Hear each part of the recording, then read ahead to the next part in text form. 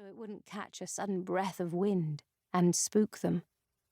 The largest of the 6, it must have stood 25 hands high, it must. I was little, and all the world was large, but I knew the beast was truly massive, hung back. So did the other, full-grown, Dragii. But the smallest dragon stepped forward. The forest was quiet enough that I heard its amber claws clinking against pebbles on the ground, like rain falling on glass. I waited, breathless, for it to come to me. And it did. The smallest dragon's back came as high as my chest. I longed to run my hand over its side to see if its copper scales were cold, or if it would feel warm like the horses stabled at the dead man's bells. But I didn't move a finger. It pawed at me gently, lifting one blunt-clawed forefoot to nudge at my bare shin, as if to ask, "What are you?" It sniffed at my kirtle, too, snorting and sneezing when it reached my underarms. I'd been as ill-washed a child as I was a woman. When a laugh rippled out of me, the little dragon startled back, like it was surprised to find me as loud as any bird in the woods.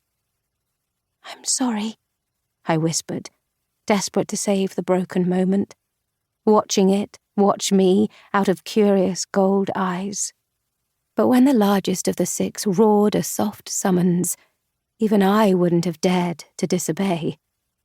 The smallest dragon bumped me once with its head, then turned back toward the others and galloped with them into the woods.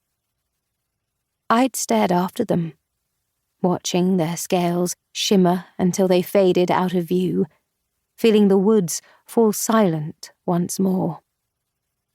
In that moment, something in me fell silent too, something that would always be listening and looking. I would search for dragons in later years.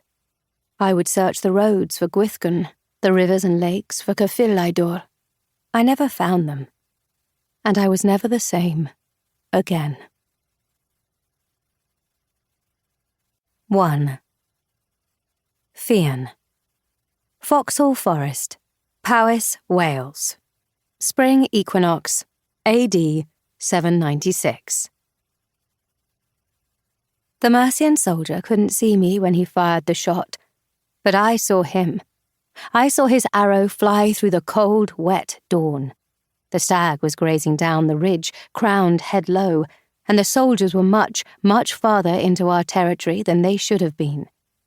I dropped into a crouch behind a holly bush, putting a hand on Cadno's scruff. Maybe the soldier was fooling around, or maybe he was just a bad shot. But his arrow flew wide of the beast's torso and buried itself in its right hind leg. Whether the heart lived or died, it would suffer. The forest felt as it always did, close and full of secrets.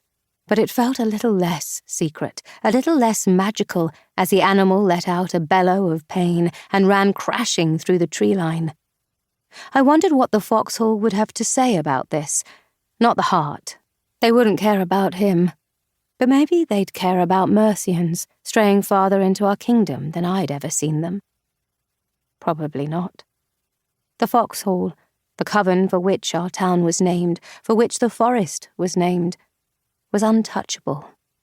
They wouldn't trouble themselves over a few Mercian soldiers or read anything into their presence here.